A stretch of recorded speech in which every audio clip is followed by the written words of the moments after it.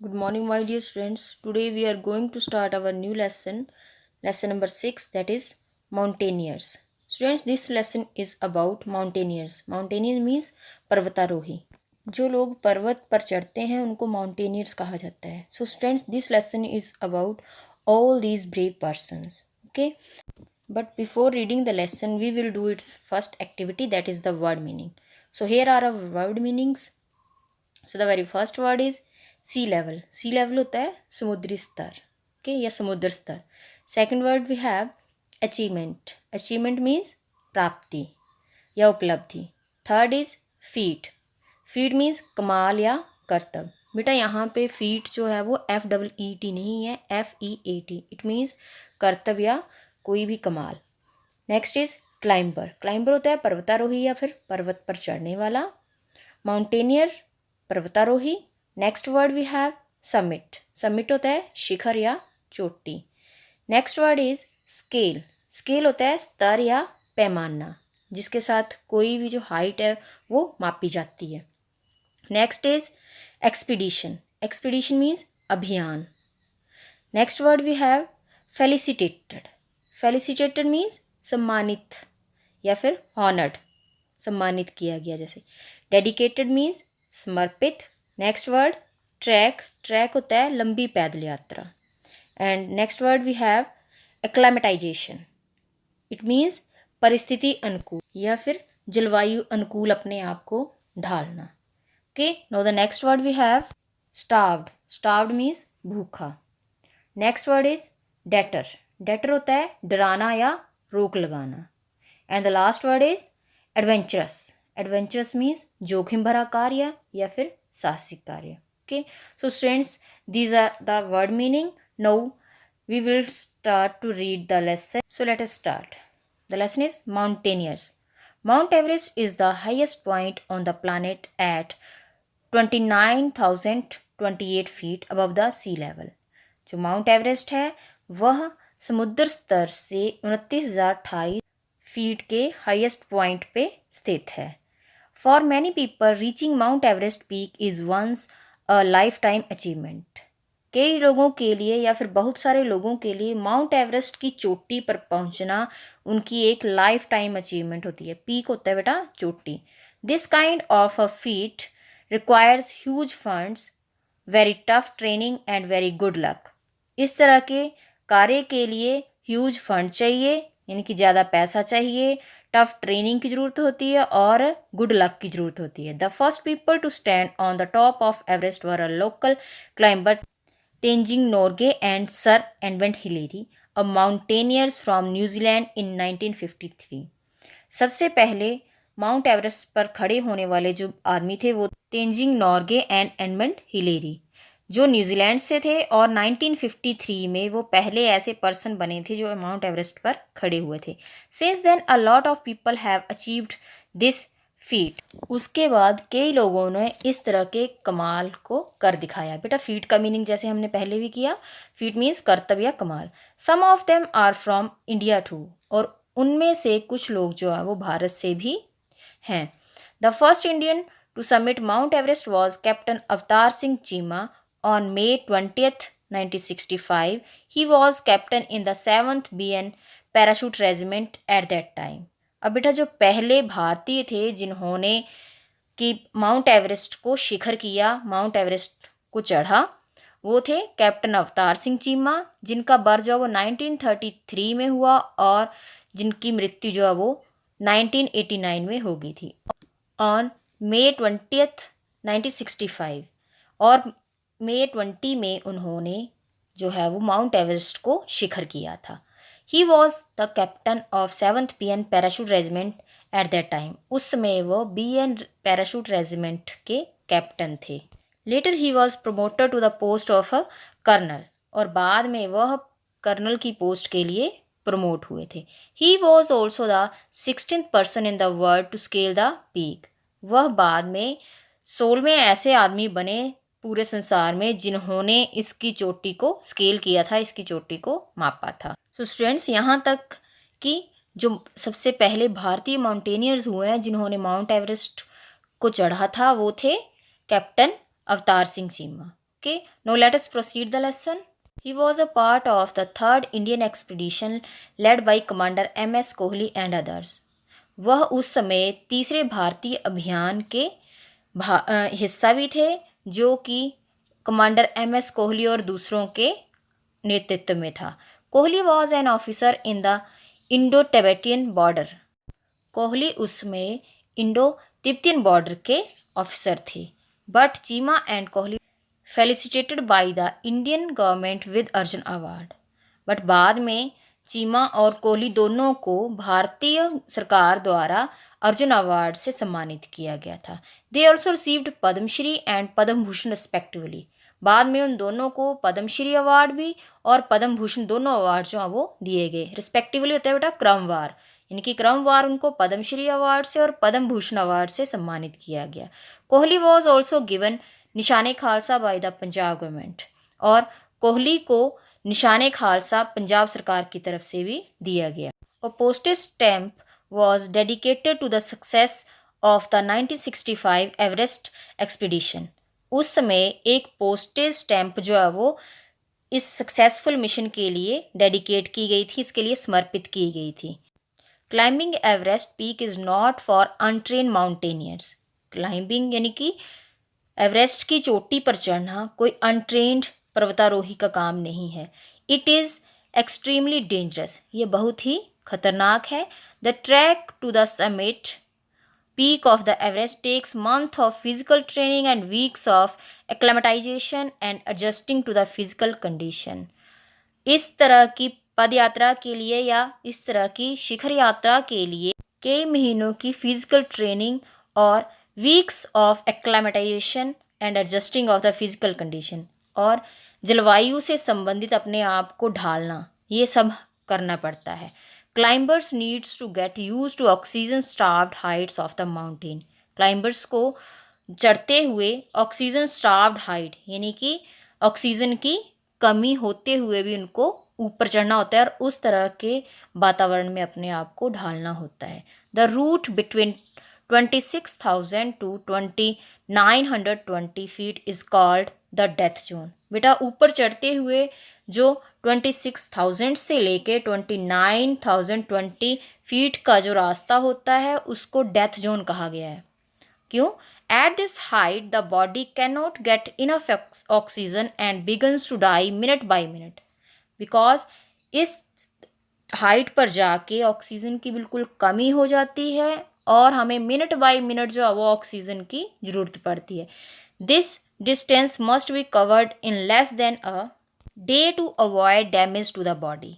देखिए इस तरह का जो डिस्टेंस होता है वो हमें दिन में जल्दी से जो है वो कवर करना पड़ता है. In spite of such danger the number of mountaineers to Mount Everest has been increasing. बोलते कि इस तरह के खतरे के बावजूद भी, इन स्पाइट ऑफ मीन्स के बावजूद, the number of mountaineers to Mount Everest have been increasing.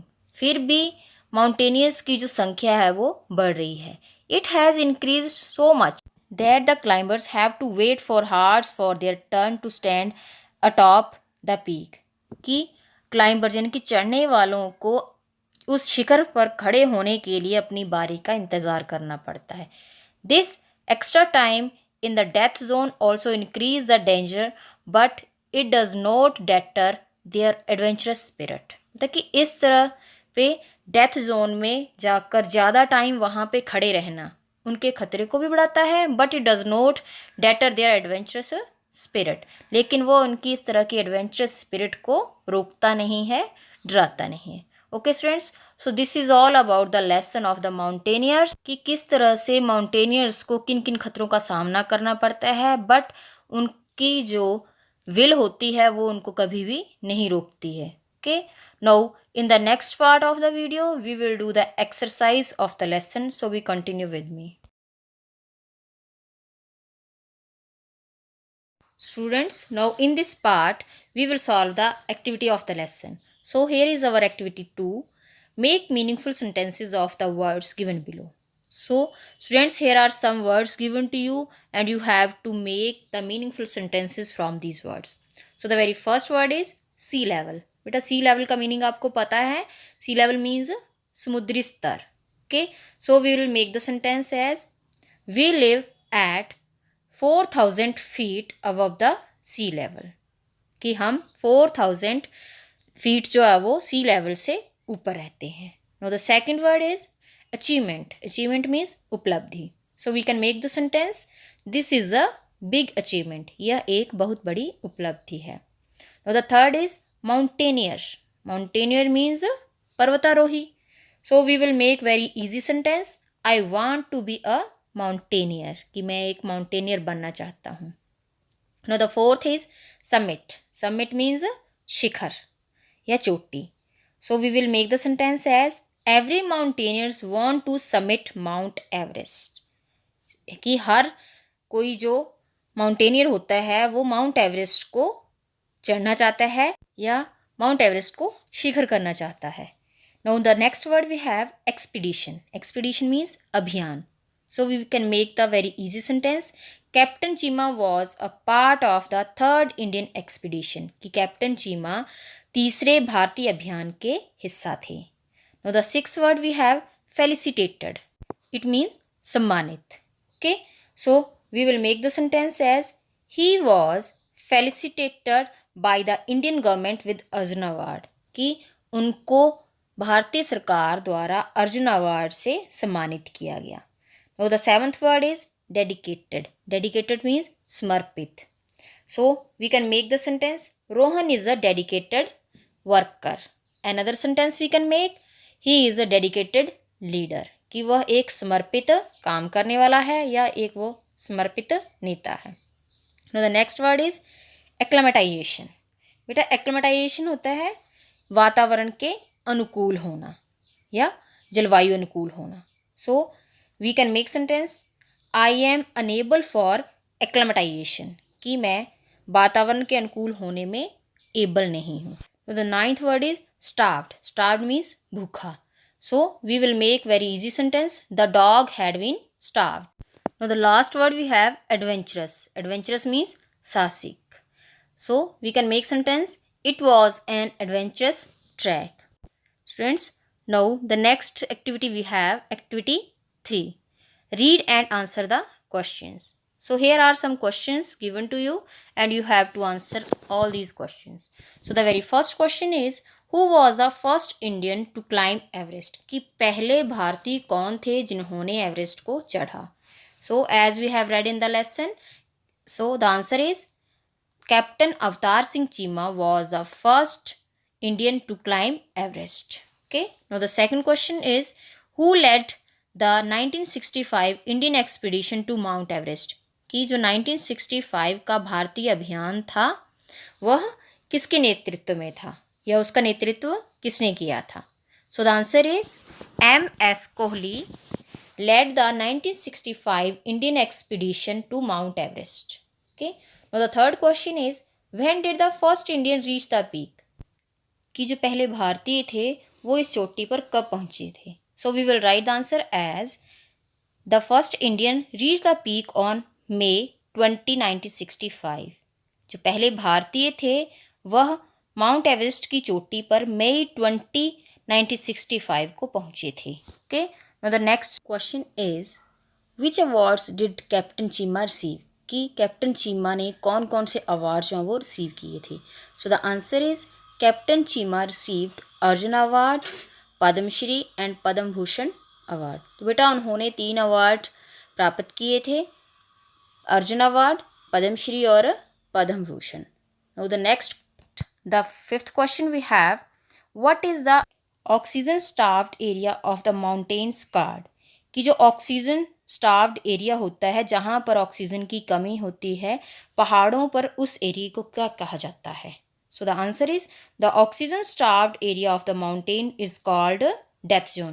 तो बेटा जैसा हमने लेसन में ही पढ़ा है कि 26,000 से लेकर 29,028 तक का एरिया जो है वो डेथ जोन के नाम से जाना जाता है. Okay students, so these are the all question answers of the lesson. Now we will do the next activity that is activity 4. So here is our activity 4. Choose the most appropriated option of the given 4. बेटा यहाँ पे आपको 4 options दी गई हैं और जो appropriate means जो सही ऑप्शन है उसको आपने टिक करना है, चूज करके उसको ब्लैंक में फिल करना है।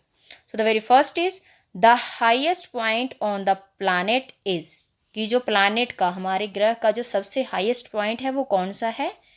A is Kanchenjunga, B is Mount Everest, C is Kilimanjaro and D is K2।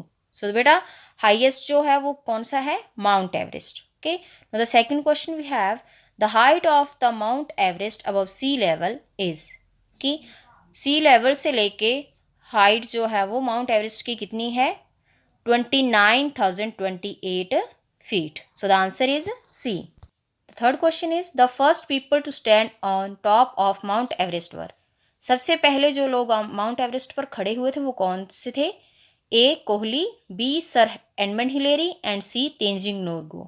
तो बेटा हमने लेसन में पढ़ा है कि वो दो लोग थे जो कि वहाँ के लोकल थे, sir Edmund Hillary and Tenzing Norgay. So the answer is D, both B and C. Now the fourth question is the first Indian to summit Mount Everest was, कि पहले भारतीय जिन्होंने माउंट एवरेस्ट को शिखर किया था वो कौन थे। So we know the answer, answer is D, colonel Avtar Singh Cheema. Now the fifth question is colonel Avtar Singh Cheema was the dash person in the world to scale the peak, वो कौन से पर्सन थे, कितने नंबर वाले पर्सन बने थे जिन्होंने पूरे संसार में इसकी चोटी को स्केल किया था। So the answer is B, 16th। Colonel Avtar Singh Cheema was the 16th person in the world to scale the peak. The sixth question is both Cheema and Kohli were felicitated by the Indian government with, अब चीमा और कोहली दोनों को भारतीय सरकार द्वारा किसके साथ सम्मानित किया गया था। So we know the answer, the answer is D, Arjun award, कि दोनों को अर्जुन अवार्ड से सम्मानित किया गया था। तो question number 7 is a postage stamp was dedicated to the success of the dash Everest expedition, तो बेटा कौन से ईयर में वो एक्सपीडिशन किया गया था। So we all know the answer is B, 1965। So we will fill here 1965। Now the 8th question is the route between 26,920 feet is called the, बेटा ये जो रूट है जो 26,000 से लेके 29,020 फीट तक का है उसको क्या कहा जाता है। A last zone, B upper zone, C death zone और D is the middle zone. So we know the answer, it is known as और called the death zone. So the answer is C. So students, these were all about our activities. Now your homework is you will revise all these activities very well and read the lesson properly. And after it, I will send you the PDF file of your work. You will do it in neat and clean handwriting and send me the pics for checking. And also revise this lesson for your test. So students, it is all for today. Thank you. Students, now in this video we will do the activity 9 and 10 of lesson 6. So here is the activity. Look at the following information as in January 2020 about Virat Kohli. बेटा ये हमें एक chart दिया गया है, इसमें विराट कोहली से related जो है वो इंफॉर्मेशन दी गई है। सो here in the first column the batting, matches, innings, runs, balls, highest and average, strike rate, not out, fours, sixes, fifties and hundreds, कि विराट कोहली ने कितने मतलब जो है वो मैचेस खेले हैं, कितनी इनिंग्स खेली हैं, कितने रन बनाए हैं, कितनी बॉल्स, उनका हाईएस्ट स्कोर क्या है, उनकी स्ट्राइक रेट क्या है, कितने फोर लगाए हैं उन्होंने, इसके रिगार्डिंग जो है वो सारी ही इंफॉर्मेशन इस चार्ट में दी गई है। In the second column here are the test, कि टेस्ट सीरीज में उनकी परफॉर्मेंस किस तरह की थी। On the third ODI means one day international matches, कि उसमें उन्होंने किस तरह से परफॉर्मेंस दी है। 2020 इंटरनेशनल में उनकी क्या परफॉर्मेंस रही है, and last first class cricket में उनकी क्या परफॉर्मेंस थी। So students, after reading it you can write the answer of the following questions. So let us start to do the activity 9. Study the chart above and answer the following questions. Okay, so the very first question is what is the highest score of Virat Kohli in first class cricket, कि first class cricket में उनका highest score क्या है। बेटा आप chart में देख सकते हैं उनका हाईएस्ट स्कोर क्या है, 254 runs. Okay, the second question is what is his batting average in one day international, कि वनडे इंटरनेशनल में उनकी बैटिंग एवरेज क्या है। So let us look about the chart. So the answer is 59.85, कि उनकी batting average कितनी है, 59.85। Now the third is how many sixes has Virat Kohli hit in test cricket till now, कि आज तक कितने सिक्सेस उन्होंने हिट किए हैं टेस्ट क्रिकेट में। ओके, सो हम क्या करेंगे, अभी दोबारा फिर से चार्ट में देखेंगे। So he hit 22 sixes. Okay, now the fourth question is how many runs he had made in one day international, कि वनडे इंटरनेशनल में उन्होंने कितने रन बनाए हैं। So the answer is 11,792 runs. Now the last question is how many centuries has he hit in 2020 international, कि 2020 international में उन्होंने कितनी सेंचुरीज बनाई हैं। So as we can see in the chart, he has made 0 centuries. Okay, so the answer is 0.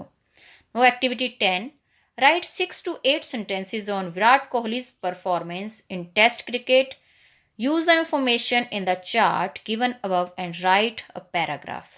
Okay, बेटा जितनी भी information हमने ऊपर वाले चार्ट को, ऊपर वाले क्वेश्चन से हमें पता चली हैं, अब हमने उन्हीं इंफॉर्मेशन के आधार पे एक पैराग्राफ लिखना है विराट कोहली की परफॉर्मेंस से related. Okay, so let us start. Virat Kohli is one of the greatest batsman today. He is the captain of team India.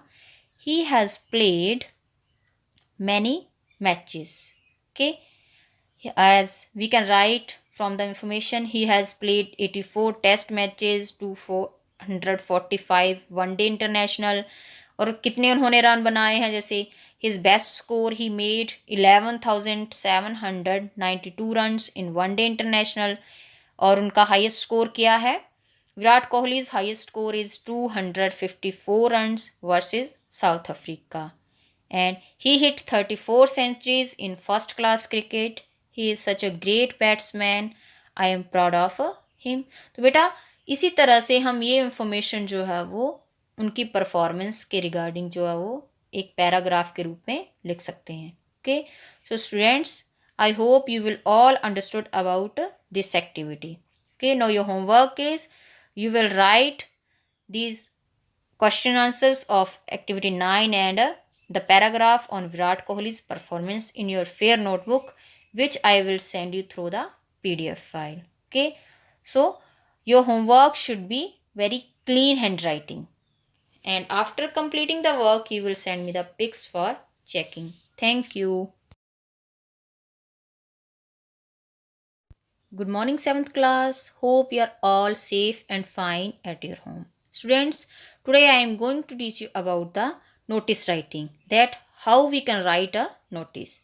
So the writing notices, a notice should contains all the necessary details such as, बेटा एक notice में जितनी भी necessary details होती हैं वो इस तरह से हैं। First one is name of the issuing authority, कि जो भी नोटिस को इशू करता है फर्स्ट ऑफ ऑल उस अथॉरिटी का नेम लिखा जाता है, जैसे स्कूल का नेम हो गया।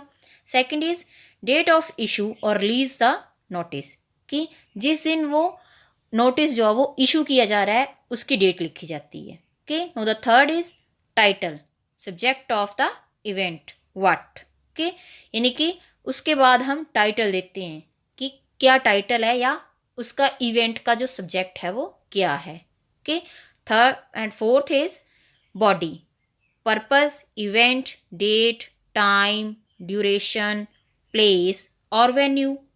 It means body of the notice में हम क्या लिखते हैं कि पर्पस, किस पर्पस के लिए हम नोटिस लिख रहे हैं, इवेंट क्या है, डेट कब है, कब वो जो है वो इवेंट किया करवाया जा रहा है, टाइम क्या है उसका, ड्यूरेशन कितनी है, प्लेस या वेन्यू क्या है। तो बेटा इन सभी को ध्यान में रखते हुए हम बॉडी ऑफ द नोटिस लिखते हैं, जिसमें हम 5 क्वेश्चंस का आंसर देते हैं। व्हाई, कि क्यों करवाया जा रहा है, व्हाट है क्या वो, व्हेन कब करवाया जा रहा है इवेंट, वेयर कहाँ पर है, और एंड हूम और कौन उस इवेंट को ऑर्गेनाइज करवा रहा है। Okay, no the fifth is authorised signatory, कि जो लिखने वाला है जिसने ये नोटिस हमें दिया है उसका नेम और सिग्नेचर्स और contact details. Okay, so students these all 5 things are very important for the notice writing। okay, कि हमने किस तरह से नोटिस राइट करना है। as we read many notice in our school notice board regarding the school activities, regarding the examination, regarding the science exhibition etc, तो बेटा इसी तरह का नोटिस जो है वो टू द पॉइंट और इन सभी 5 पॉइंट्स को माइंड में रखते हुए लिखा जाता है। Okay, now here is the format of the notice. So first one is the name of the issuing agency or authority, कि हमने यहाँ पर क्या लिखना होता है, उस अथॉरिटी का, उस एजेंसी या फिर स्कूल का name. After it we will write the word notice. जो नोटिस वर्ड हम लिखते हैं वो कैपिटल लेटर्स में लिखते हैं। Okay, after it on the left side we will write the date of issue, हम वहाँ पर डेट लिखते हैं। And after it we will write title और the subject of the event. जैसे हमारा सब्जेक्ट हो सकता है कल्चरल इवेंट के, या फिर जैसे साइंस एग्जीबिशन या अनदर इवेंट जैसे डिबेट कंपटीशन, तो इस तरह से टाइटल जो है वो ऊपर लिखा जाता है। And after it the body of the notice. बेटा बॉडी ऑफ नोटिस में जैसे हमने पहले रूल पढ़े हैं कि उसमें purpose, event, date, time, duration, कहाँ पर ये इवेंट करवाया जा रहा है, इसके रिगार्डिंग सारी इंफॉर्मेशन जो है वो लिखी जाती है। एंड आफ्टर इट सिग्नेचर, लिखने वाले के साइन, उसका फुल नेम एंड डेजिग्नेशन कि वो कौन सी पोस्ट पे है। ओके, सो इस तरह से इस नोटिस के फॉर्मेट को माइंड में रखते हुए हम नोटिस लिखेंगे। Okay, now here are some guidelines for notice writing. How to write notice, dos और डू नॉट्स, कि हमें क्या करना चाहिए और क्या नहीं करना चाहिए।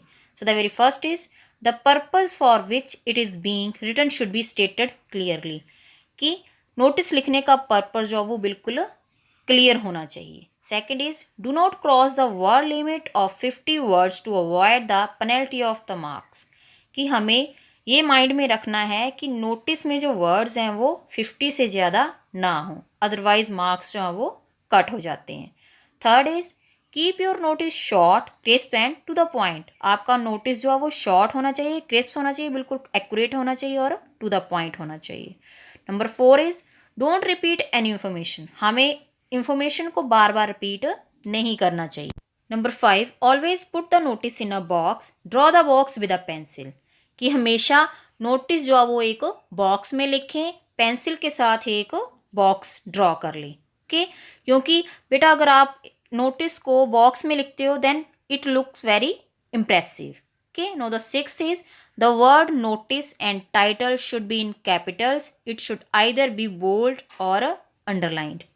बेटा जो वर्ड नोटिस हम ऊपर लिखते हैं वो या तो कैपिटल लेटर्स में होने चाहिए और जो टाइटल है वो भी कैपिटल लेटर्स में होना चाहिए, otherwise it should either be bold और अंडरलाइन, या फिर आप इसको बोल्ड करके लिखो, इसको मोटा करके लिखो या फिर उसको अंडरलाइन करो, जिससे ये साफ पता चले कि नोटिस है क्या और टाइटल उसका क्या है। Know the seventh is the title should B meaningful, जो भी आप टाइटल लिखते हो वो मीनिंगफुल होना चाहिए, कि एक ही ग्लेंस में हमें पता चले कि किसके रिगार्डिंग जो है वो नोटिस है। Know the eighth point is your notice should be include 5 W's, means कि नोटिस में 5 W's जो है वो इंक्लूड होने चाहिए, शामिल होने चाहिए। वो कौन से हैं, व्हाट, कि इवेंट क्या है, व्हाई क्यों करवाया जा रहा है, व्हेन कब करवाया जा रहा है, वेयर कहाँ पर है, and who is organising the event, कि कौन उसको ऑर्गेनाइज करवा रहा है। तो इतनी डिटेल जो है वो आपकी एक नोटिस में इंक्लूड होनी चाहिए। Okay, so students these are the basic rules for writing the notice. Now we have the activity that is based on the notice writing. So here is the activity 8. Write the notice. You are the principal of your school. Write a notice mentioning that your school is going to hold a science exhibition on the 15th of next month. It is mandatory for all the students to participate and make a science project. Final selection of science projects will take place a week before the exhibition. The class teachers will select the best 3 project in each class। तो बेटा ये हमारी activity 8 जो है, इसमें आपने एक notice लिखना है किसके रिगार्ड से, as a principal of your school, कि आप अपने स्कूल के प्रिंसिपल हो और आपने मेंशन करना है कि आपका स्कूल एक साइंस एग्जीबिशन जो है वो ऑर्गेनाइज करने जा रहा है अगले मंथ की 15th को। It is mandatory for all the students, और ये सभी स्टूडेंट्स के लिए मैंडेटरी है कि वो इसमें पार्टिसिपेट करें, वो अपने प्रोजेक्ट बनाएं। एंड जो फाइनल सिलेक्शन होगी वो बिफोर 1 वीक होगी, and all the class teachers will select 3 project. हर एक क्लास टीचर जो है वो 3 प्रोजेक्ट जो है वो अपनी क्लास से चूज़ करेगा। तो बेटा इस तरह से ये हमारे पास जो है वो डिस्क्रिप्शन दी गई है कि इसके रिगार्डिंग हमने नोटिस लिखना है। एंड द मेन थिंग कि अब हम स्टार्टिंग में क्या करेंगे, इसका अथॉरिटी का नेम लिखेंगे, it means the name of the school. So let us start how we can write the notice. So first of all we will write the name of the school, Shri Guru Amar Das Ji Senior Secondary School, Uchchabet, Kapurthala. And after it we will write the notice. So as in this way we will write the notice in the capital letters. Okay. After it on the left hand side we will write the date. So as today is September 7, 2020. And after it we will write the title. So what we can write the title of the notice? Science exhibition, because our notice is regarding the science exhibition that is held in the 15th of the next month. And after the title of the notice we will write the body of the notice. तो बेटा body of the notice जो है वो हमें सबसे tough लगता है कि हम इसमें क्या लिखेंगे, but it's very easy because all the statement is given in the question statement, कि जो स्टेटमेंट है वो हमें क्वेश्चन की स्टेटमेंट में से ही मिल जाती है। So as we can see in the question, your school is going to hold a science exhibition. तो बेटा योर की जगह आपने क्या लिखना है यहाँ पे, our. So we will write the body of the notice as our school is going to hold a science exhibition on the 15th of next month. It is mandatory for all the students to participate and make a science project. Final selection of science projects will take place a week before the exhibition. The class teachers will select the best 3 project in each class. बेटा ये same statement हम जो है वो question की statement में से ही लिख सकते हैं। And after it the sign of the principal and then full name and the designation. Okay, so students, in this way we can write the notice. Okay, so students, I hope you will all understood about the notice writing. Okay, now after the videos I will send you the PDF file regarding the notice writing. You will write this notice in your fair notebook in neat and clean handwriting. Okay, and after completing the work you will send me the pics for checking. Okay, thank you.